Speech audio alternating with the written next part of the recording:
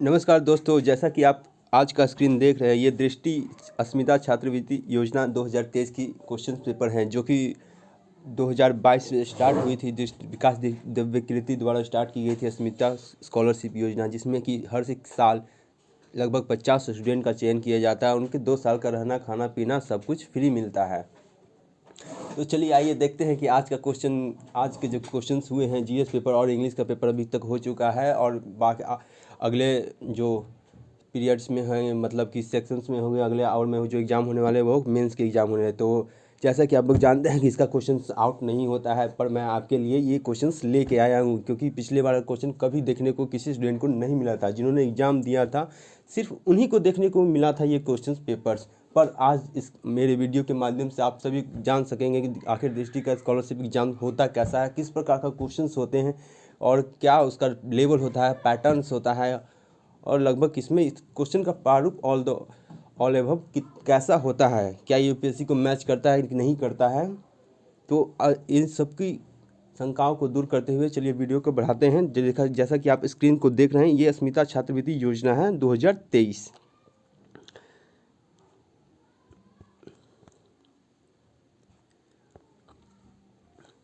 तो जैसा कि ये देख रहे हैं, ये दोनों पेपर, ये इसमें जीएस और सी सेट दोनों की पेपर में एक ही साथ होगी, एक ही साथ कंबाइंड लिए, यानी कि टोटल 100 क्वेश्चंस मिलेंगे। लगभग 50 क्वेश्चंस आपके जीएस पेपर के क्वेश्चंस हैं, और 50 पेपर आपके सी सेट पे पेपर है। चलिए एक बार पेपर को ऑल ओवर रिव्यू हम आपको दिखा देते हैं, उसके बाद हमें हर एक क्वेश्चन की ओर आगे बढ़ेंगे। तो देखिए, ये अस्मिता छात्रवृत्ति का क्वेश्चंस हैं, आपको ये जनरल इंस्ट्रक्शंस हैं जो कि यूपीएससी में दिए जाता है, ठीक वैसे ही है। जैसे कि देखिए, जैसे ये क्वेश्चंस हैं, लगभग 50 क्वेश्चन, देखिए लगभग क्वेश्चंस हैं, ये टोटल है करंट अफेयर्स, ये सभी पार्ट को सेक्शन को कवर किया गया है। एक ऑल ओवरव्यू आपको दिखा देता हूँ मैं, उसके बाद चलेंगे हर एक क्वेश्चंस पे। देख रहे हैं जैसे कि अब ये 43, 44, 47, 49 और ये 50 क्वेश्चन यहाँ पे ख़त्म हुआ। और इसके साथ ही हमारा कॉम्प्रहेंसिव यानी कि जीएस सी सेट का पेपर ये स्टार्ट हो जाता है। इसी पेपर से लगभग 51वां क्वेश्चन से ही स्टार्ट हो जाता है। तो जैसा कि देख सकते हैं, ये रहा सब क्वेश्चंस में। ये मेरा पेपर है, मैं गांव में रह के तैयारी करता हूं, तो मैंने भी इसका दिया था इस बार। लगभग पहला पेपर तो मेरा अच्छा गया है जीएस सी सेट का, पर कह नहीं सकता कि अगला पेपर अच्छा जाएगा या नहीं, क्योंकि मैंने उसकी कुछ तैयारी नहीं की है। तो पर चाहूँगा कि वो भी अच्छा एक पेपर जाए। तो देखते, जैसे कि आप लोग स्क्रीन देख रहे हैं, लगभग इसमें 100 क्वेश्चंस पूछे गए हैं इसमें लगभग, और इसकी पासिंग मार्क भी एवरेज होगी, जो कि यूपीएससी पैटर्न के हिसाब से लगभग 50% क्वेश्चन अगर सही होते हैं आपके, तो ये देखिए एक रफ कार करने हुए तो पेपर भी दिया गया है। तो चलिए आइए क्वेश्चन को ले चलते हैं हम स्टार्टिंग में, और पढ़ते हैं कि क्या किस टाइप के क्वेश्चन पूछे जाए, क्या करंट अफेयर का क्वेश्चन है, कैसा क्वेश्चन है, पॉलिटी का क्वेश्चन कैसा है, हिस्ट्री का क्वेश्चन कैसा है। चलिए आइए उन सभी को बारीक रूप से देखते हैं। चलिए पहला क्वेश्चन है हमारा financial action task force. Financial action task force के क्वेश्चन है। देखिए पूछा गया है कि आईएमएफ वर्ल्ड बैंक और एडीबी की ओर से आर्थिक प्रतिबंध, व्यापार में अंतर्राष्ट्रीय व्यापार में कमी, सभी प्रकार के राजनयिक संबंधों का अंत। तो ये ऑप्शन जो कि बिल्कुल ही यूपीएससी पैटर्न के हिसाब से क्वेश्चन पूछा गया है। चलिए अगले क्वेश्चन के देखते हैं हम लोग। तो अगला आप लोग इसका आंसर ज़रूर बताइएगा मुझे कमेंट बॉक्स में लिख के।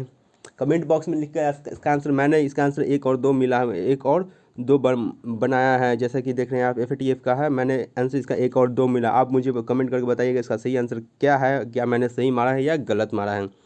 तो चलिए अगले क्वेश्चन की ओर चलते हैं। अगला क्वेश्चन से हमारा, निम्नलिखित में से कौन सा उत्क्रमी शुल्क संरचना शब्द का अच्छा वर्ग है। ये क्वेश्चन मुझे नहीं याद था, इसलिए मैंने इसे नहीं, मैंने लास्ट लिखा है, इसलिए कि पर मुझे लास्ट में टाइम नहीं मिला इसको बनाने के लिए, इसलिए मैंने इसे नहीं बनाया पाया। तो चलिए अगले क्वेश्चन की ओर चलते हैं। अगला क्वेश्चन है हमारा, निम्नलिखित में कौन सा रिपोर्ट संयुक्त राष्ट्र अक्टान द्वारा प्रकाशित की जाती है। तो मैंने इसका आंसर सीधा 1, 2, 4 मारा है, क्योंकि ये जॉब मैंने डायरेक्ट देख लिया कि ये वर्ल्ड बैंक द्वारा प्रकाशित किया जाता है, मुझे ये याद था। तो आप बताइए इसका आंसर, सही आंसर क्या और भी कोई रिपोर्ट है जो अक्टान द्वारा जारी नहीं की जाती है।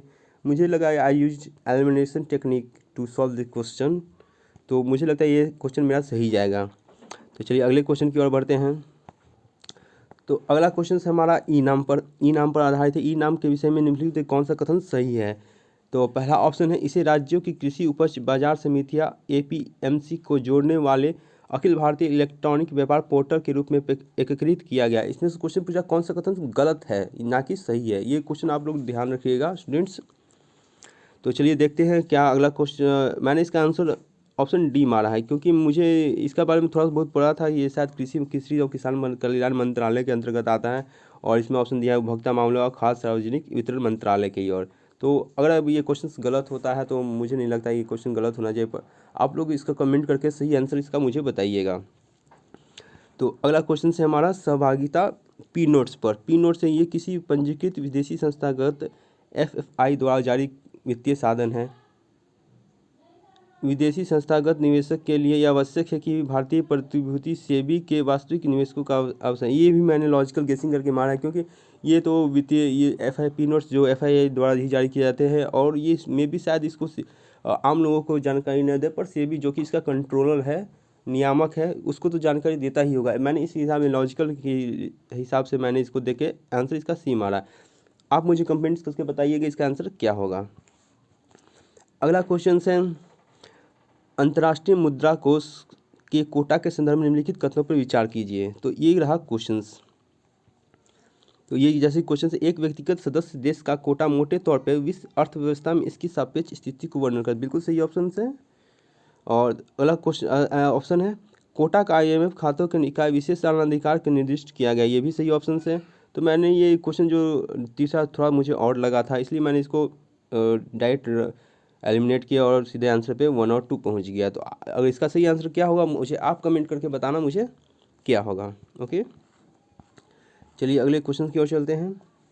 अगला क्वेश्चन है हमारा दीर्घकालिक रिवर्स रेपो परिचालन के संदर्भ में निम्नलिखित कथनों पर विचार कीजिए, जिसमें कि पहला LTRO के तहत केंद्रीय बैंक सरकारी प्रतिभूतियों के बदले रेपो दर पर बैंकों का धन प्रदान करता है। यह बैंकिंग प्रणाली में तरलता डालने का एक साधन है।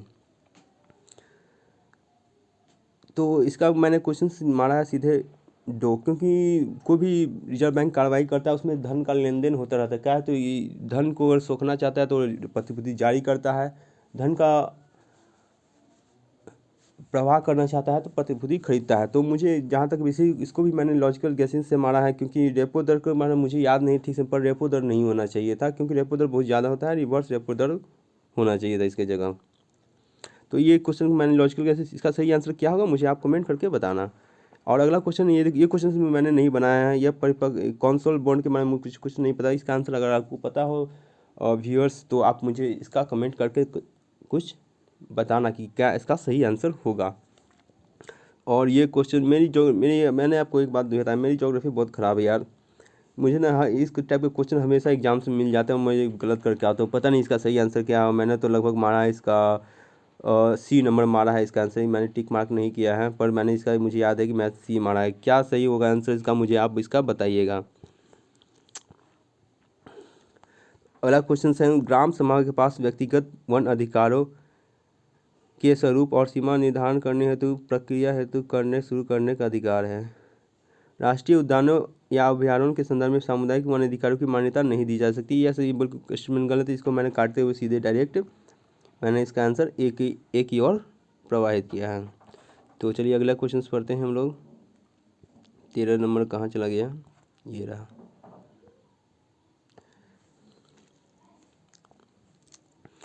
केन नदी पन्ना टाइगर रिजर्व से होकर गुजरती है। पन्ना बायोस्फीयर रिजर्व मध्य प्रदेश के उत्तरी भाग में विंध्य पर्वत श्रृंखला में स्थित है। देश में बाघों की संख्या कर्नाटक में, देखिए ये दोस्तों ये मध्य प्रदेश होना चाहिए था, मैंने इसको लॉजिकल गेसिंग किया और 3 नंबर को एलिमिनेट किया, ये सीधे 1 और 2 आंसर में पड़ गया, क्योंकि मध्य प्रदेश और राजस्थान जो विंध्य पर्वत श्रृंखला शायद वो एक दूसरे से कनेक्टेड हो, पर इसको भी मैंने लॉजिकल गेसिंग से मारा है। आप मुझे बताइए कमेंट करके कि इसका सही आंसर क्या होगा। Okay, thank you. चलिए अगले क्वेश्चन की ओर चलते हैं। ये देखिए ये क्वेश्चन जो UPSC का ट्रेंड है इस साल जो आया था 2022 में, उसी को लेकर बनाया गया दृष्टि का। हर कोचिंग इंस्टीट्यूट में इसको देखिए इस टाइप का क्वेश्चन आपको देखने को मिलता है। मैंने और भी कोई ऑल इंडिया प्रीमियर्स लगा, GS स्कोर में भी देखा, सुब्रा रंजन में भी देखा, जो मैंने यहाँ पर रहता हूँ। तो इस टाइप के क्वेश्चन को ये प्रैक्टिस सीरीज टेस्ट में देखने को मिले हैं। तो मुझे बताइए कि इसका आंसर सही क्या होगा। मैंने सिर्फ केवल 2 मारा है, केवल 2, ये गलत मैंने कहा केवल 2, क्योंकि ये मुझे लोनार का और ये लोनार का सांभर का राजस्थान में तो मैंने इसका आंसर शायद आई थिंक एक मारा है मैंने, क्योंकि मैंने एक पे टिक कर रखा है। तो आप मुझे बताइए इसका सही आंसर क्या होगा। तो चलिए, तो अगला क्वेश्चन से है हमारा, एक राष्ट्रीय उद्यान के विषय में निम्नलिखित कथनों पर विचार कीजिए। या इडुक्की, तो ये क्वेश्चन है एक राष्ट्रीय उद्यान के बारे में दिया गया, तो मैंने इसका डायरेक्ट आंसर देख के मार दिया, क्योंकि पेरियार डैम जो हमारा था बहुत चर्चा में रहा था। तो डायरेक्ट मैंने, अगर आपको कुछ कोई आंसर और कोई और लगता है तो आप मुझे कमेंट करके बताना कि क्या है इसका आंसर, ये आंसर। ओके, चलिए अगले क्वेश्चन की ओर चलते हैं। ये देखिए दोस्तों, करंट अफेयर का क्वेश्चन था, पद बोन बीबी, ये ना दोस्तों पद है, ये क्या है, बोन बीबी है ना, बोन बीबी, पता नहीं ये क्या होता है, मुझे पता नहीं, पर मैंने इसका सही आंसर तो लगभग लास्ट में लिखा है, पता नहीं, इसको मैंने मारा नहीं है। आई थिंक ये सुंदरबन के पवित्र उपवनों में होना चाहिए, मेरा गेसिंग होना चाहिए, पर आप मुझे बताइएगा सर्च करके इसका आंसर क्या होगा सही आंसर। ओके, चलिए अगले क्वेश्चन की ओर चलते हैं। अगला क्वेश्चन है हमारा, अगला क्वेश्चन है हमारा, एक पौधे का कवक का नाम है ओफियो ऑर्किडिप्सस नूतन कवक के संदर्भ में निम्नलिखित कथनों पर विचार कीजिए। यह मुख्य रूप से पश्चिमी घाटों में पाया जाता है, मे भी शायद करेक्ट हो, क्योंकि ये लॉजिकल चल रहा है। इसका उपयोग जैविक कीट नियंत्रण एजेंट के रूप में किया जा सकता है और ये अपने कैंसर विरोधी गुणों के लिए किया जाता है।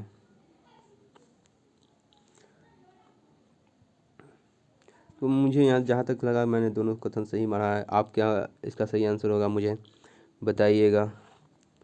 चलिए ये देखिए, ये क्वेश्चन मैंने लेफ्ट कर दिया, ये क्वेश्चन मुझे नहीं पता था, लेकिन अगर आपको इसका आंसर मालूम है तो मुझे आप ये क्वेश्चन का आंसर ज़रूर बताइएगा, ताकि मैं कर सकता हूँ। अगला क्वेश्चन देखिए, ये वन वर्ड क्वेश्चन है, लेंटोना के मारा, मैंने इसका सीधा आंसर मार दिया है कि आक्रामक में, ये लॉजिकल गेसिंग है मेरा। इसका सही आंसर क्या होगा मुझे आप बताना। अगला क्वेश्चन है, ये देखिए दोस्तों, ये पूछा गया है ब्रह्मपुत्रा की सहायक नदी है कौन से, तो मैंने इसमें चारों मार दिया है, पर मुझे पता नहीं इसका सही आंसर क्या होगा, क्योंकि मैंने ये तुक्का मार दिया है। तो आमतौर पे तुक्का गलत होता है मेरा, शायद में भी क्वेश्चन से। ये क्वेश्चन देखिए, मैं जब मैंने यूपीएससी 2022 का प्रिपरेशन कर रहा था तो मुझे याद था, पर इतना समय हो गया कि मैं भूल गया। अगर याद आता तो मेरा एक नंबर तो डेफिनेटली बढ़ जाता। वैसे मैंने इसका गेस करके मारा 1 4 5 6 आंसर। तो आप बताइए मुझे यूक्रेन के साथ कौन कौन सी देश की सीमा लगती है, और इसका सही आंसर मुझे कमेंट पर टिक कर जाइए। क्वेश्चन नंबर 19 है।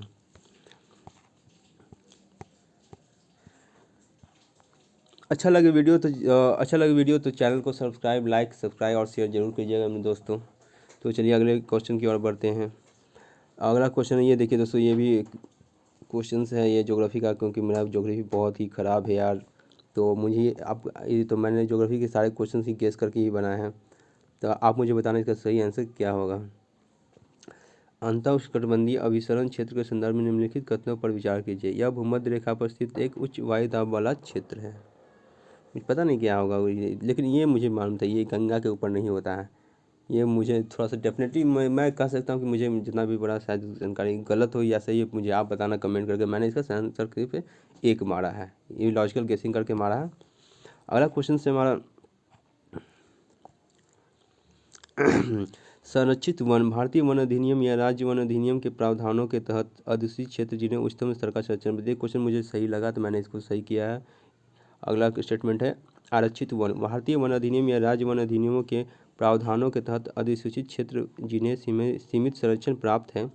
अवर्गीकृत वन, एक क्षेत्र जो वन के रूप में दर्ज है। तो मैंने इसका लॉजिकल गेसिंग करके मार दिया है केवल 1 या 2, क्योंकि मुझे पता है, थोड़ा सा जानकारी थी संरक्षित वन में उसको लीगल तो मिलते ही होंगे, लीगल प्रोटेक्शन लॉ के बड़ा संरक्षित होगा। और आरक्षित वन में पे यहाँ पर एक क्वेश्चन वर्ड यह देखें ना, शामिल नहीं है ना, जो वन क्योंकि वर्गीकृत वन वो होता है जिसमें कोई भी कानून के अंतर्गत शामिल किया जाता है। तो मैंने इसका भी लॉजिकल गेसिंग करके ही मारा है, पता नहीं क्या है। ये देखिए दोस्तों, ये करंट अफेयर का क्वेश्चन, ये मुझसे छूट गया, मुझे आप बताना है कि इसका सही आंसर क्या होगा।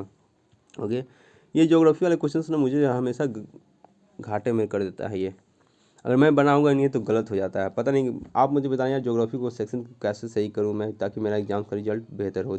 कम से कम 5 6 क्वेश्चन मुझे सही होगा, और ज्योग्राफी सही होता है मेरा। तो ये देखो, ये उष्णकटिबंधीय चक्रवात का संबंधी क्वेश्चन है, इसमें से पूछा गया कौन सा कथन सही नहीं है। तो मैंने इसमें आंसर मारा है 2 3, आप मुझे बताना है इसका सही आंसर क्या होता है। अगला क्वेश्चन से देखिए, देखो ये दोस्तों, ये भी एक ये भी करंट अफेयर्स बेस्ड क्वेश्चन है। देखिए दोस्तों, ये कस्तूरी कॉटर, तो मैंने इसका सही आंसर, मैं एक जीआई टैग है, ये भी लॉजिकल गेसिंग करके मारा है।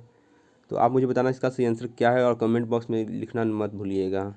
तो अगला क्वेश्चन है, लोकप्रिय कांस्य प्रतिमा जिससे नृत्य करती हुई लड़की की प्रतिनिधित्व माना जाता है। तो ये इसका राइट सभी को मालूम होगा, इसका मोहनजोदारो आंसर होगा इसका। और आपको कोई और लगता है तो कमेंट जरूर कीजिएगा। अगर आपको ये जानकारी अच्छी लगी तो चैनल को लाइक और सब्सक्राइब जरूर कीजिएगा दोस्तों। काफ़ी यार मेहनत से आप ये क्वेश्चन पेपर लाया हूँ मैं, लाने के लिए अलाउ नहीं करते हैं। चलिए अगला क्वेश्चन है, डायमंड सूत्र के संबंध में निम्नलिखित कदमों पर विचार कीजिए। तो अगला ये देखिए, मैं ये भी लॉजिकल गेसिंग मारा, मैंने दोनों मार दिया है। पता नहीं ये क्या सही हुआ क्या नहीं, पता नहीं, लेकिन आप दोस्तों मुझे बताइएगा कि इसका सही आंसर क्या है। तो देख लो अगला क्वेश्चन है, भारत में पुर्तगाली वायसराय की नियुक्ति के मुगलों का आगमन। तो ये दोस्तों ये स्टेटमेंट बिल्कुल ही सही है, क्योंकि 1400 लगभग 1510 में हुआ, 1526 में बाबर का होता है स्थापना, 1526 में बैटल ऑफ बाबर का ये। ओके,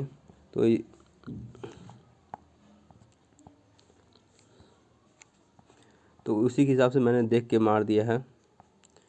तो अभी 27 नंबर को जल्दी जल्दी करना पड़ेगा, क्योंकि 2:30 बजे से ही मेरा पेपर है अगला मेंस का। तो सोचता हूँ जो थोड़ा सा स्पीड से चलूँगा मैं।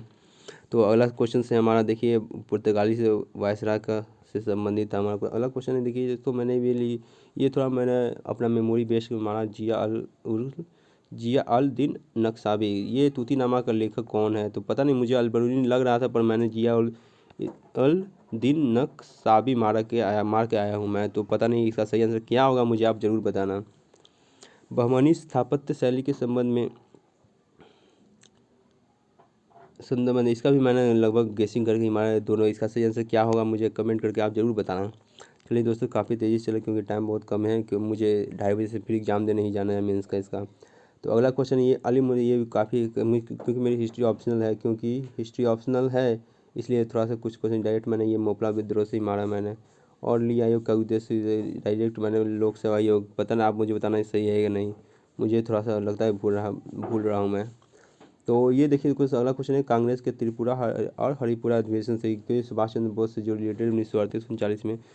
तो ये जो है ना, ये देखिए दोस्तों, ये है नरमादी दल। तो राजेंद्र प्रसाद, जेबी कृपलानी, सरदार पटेल में, जो कि कह रहा है कि समर्थन किया था। आई डोंट थिंक सो ऐसा कुछ हुआ था, इसलिए मैंने इसको 3 का एलिमिनेट करते हुए सीधे 1 और 2 मार दिया। पता नहीं, आप अगर सही है तो कमेंट में लिखिएगा, और अगर किसी का कहीं आंसर कोई और है तो आप मुझे ज़रूर बताना। तो अगला क्वेश्चन है, निम्नलिखित में से कौन मद्रास महाजन सभा के संस्थापक थे? तो शायद मुझे याद था, ये पता नहीं ये सही है भी या नहीं मुझे, क्योंकि मैंने पढ़े हुए काफ़ी वक्त हो गया। तो मैंने इसका वी राघाचारी, पी आनंद चार्लू और जी सुब्रमण्यम ये माना है। अगर आपको लगता है कोई आंसर नीचे वाला है नंबर ऑप्शन बी, तो मुझे आप देख के जरूर बताना।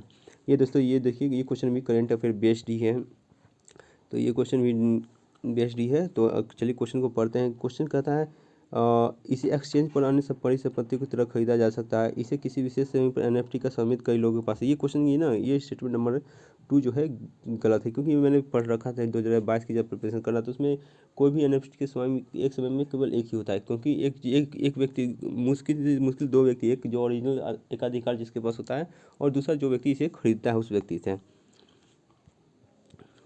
तो चलिए इसके साथ अगर कुछ इसका आंसर आपको कुछ और लगता है तो मुझे कमेंट करके जरूर बताना। मैंने 2 को एलिमिनेट किया था, सीधे 1 3 4 ऑप्शन आ गया था।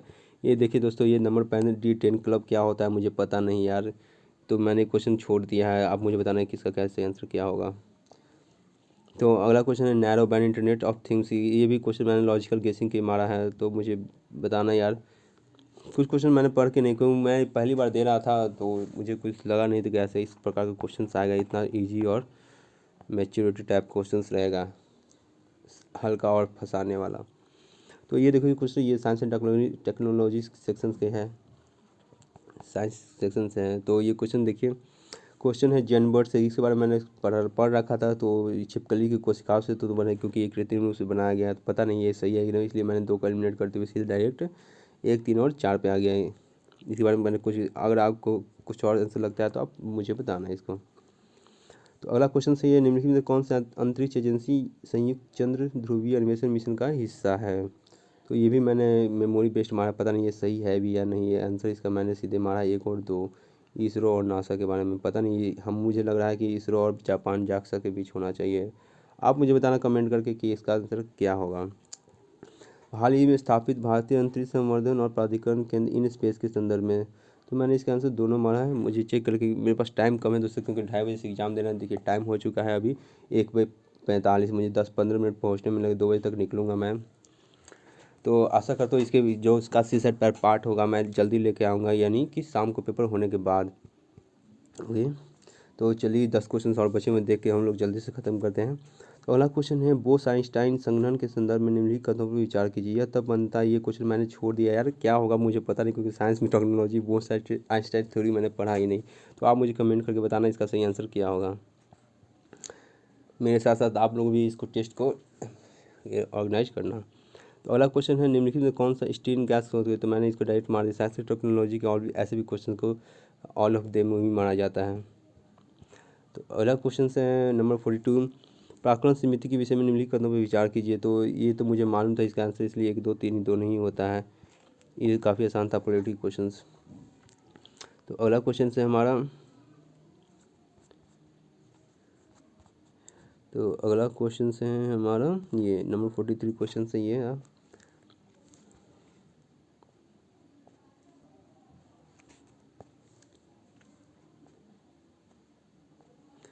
ये देखिए संविधान की 9वीं सूची का अनुसूची था, अनुसूची से संबंधित क्वेश्चन हैं। तो 9वीं अनुसूची से संबंधित एक क्वेश्चन तो है, पर ये देखिए है ना, ये क्वेश्चन है। तो आप मुझे कमेंट करके बताना। मैंने तो इसका आंसर सीधे 2 मारा है, 2, क्योंकि ये 2 क्वेश्चन गलत मुझे लग रहे थे, इसलिए आप मुझे बताना चाहिए कि इसका आंसर क्या होगा। देखिए अगला क्वेश्चन है, ये सोवेत जिला। ये भी क्वेश्चन मुझे डाउट लग रहा है, क्योंकि ये सोवेत जिला का क्वेश्चन जो है शेड्यूल एरिया से संबंधित होता है। तो ये क्वेश्चन मुझे टोटल डाउट लग रहा था, इसलिए तो मैंने इसका आंसर 1 और 3 मारा है। आप मुझे सही बताना कि इसका सही आंसर क्या होगा। तो ये देखिए दोस्तों, ये क्वेश्चन मुझे डेफिनेटली ट्रू है, क्योंकि ये सीधे डायरेक्ट होगा नंबर 3 का जो आंसर, क्योंकि ये 5 नवंबर 2012 में जैन समुदाय का हुआ था। ये मुझे याद था। और आपको लगता है कोई आंसर और है तो मुझे कमेंट में ज़रूर बताइएगा। तो ये देखिए, ये दोस्तों काफ़ी आसान सा क्वेश्चन है, जो कि मैं नहीं बना पाऊँ, क्योंकि मुझे पता ही नहीं था सूचना का अधिकार कब लागू किया जाता है। अगर आपको पता है तो ज़रूर बताना मुझे भी, मैं याद रखूँगा अगली बार से। तो अगला क्वेश्चन है, देख लीजिए, कौन सा बजट के कार्य का उद्देश्य है। तो नहीं है, तो शायद ये कानून जावेदारी नहीं होता होगा। बाकी तो समन्वय की बात की जा रही है, इसलिए आंसर मैं ये मारा के आया हूँ। अगर आप मुझे बताना अगर कुछ अलग आंसर होता है तो। अगला क्वेश्चन है हमारा, घरेलू हिंसा के संदर्भ में महिला का संरक्षण अधिनियम 2005 के संदर्भ में निम्नलिखित कथनों पर विचार के लिए। तो देखिए दोस्तों, ये भी मैंने लॉजिकल गेस करके मारा है, 1 2 और 3। चलिए अगले क्वेश्चन की ओर। ये देखिए दोस्तों, ये ये क्वेश्चन है, पता नहीं क्या सही होगा। मैंने तो इसका सी मार के आया हूँ आंसर। आप मुझे बताना कौन सा अधिकारी कितने का। लास्ट क्वेश्चन से देखिए दोस्तों, ये रहा। राज्यों में ये क्वेश्चन काफ़ी राज्यसभा का आवंटन था, ये 4थी अनुसूची में है। तो चलिए दोस्तों, जैसा कि आप, मेरे पास टाइम कम है, तो सीसेट की क्वेश्चन जो आगे मैं शाम में अपलोड करूँगा 6 से 8 बजे के बीच में। तो आशा करता हूँ आप लोगों को जो आप लोगों के पास जो भी क्वेरीज होंगी तो आप मुझे लिख के कमेंट करके बताना। और आप लोगों को जो पिछले साल का क्वेश्चन देखने को नहीं मिला था जीएसटी का, जो इस बार देखने के लिए आपको मिलेगा, जो कि मैंने इसमें काफ़ी यार मैं क्वेश्चंस लेके आया वहाँ पर दे नहीं रहे थे, पर मैंने बोला कि देखिए सर ये भी ये वो है, तो ऐसे करके मैंने लेके आया हूँ। वो कभी को देते नहीं है। चलिए एक बार क्वेश्चन का और रिव्यू करवा देता हूँ आपको। ये देखिए क्वेश्चन, ये देखिए क्वेश्चन काफ़ी अच्छे क्वेश्चन, स्टैंडर्ड लेवल की क्वेश्चन है। सभी सेक्शन है, science technology, polity, environment, art and culture, सभी को एक जगह क्वेश्चंस में को लेकर बनाया गया है, देख सकते हैं आप लोग। तो चलिए इसका सेकंड पार्ट जल्दी आने वाला है, शाम को मैं अपलोड करूँगा इसको। तो सेकंड पार्ट का इसके इंग्लिश मीडियम भी मेरे पास अवेलेबल है, वो भी मैं कल तक कर दूंगा। आप लोग निश्चिंत रहें। और अच्छा लगा वीडियो को तो चैनल को लाइक और सब्सक्राइब जरूर कर देना। Thank you very much.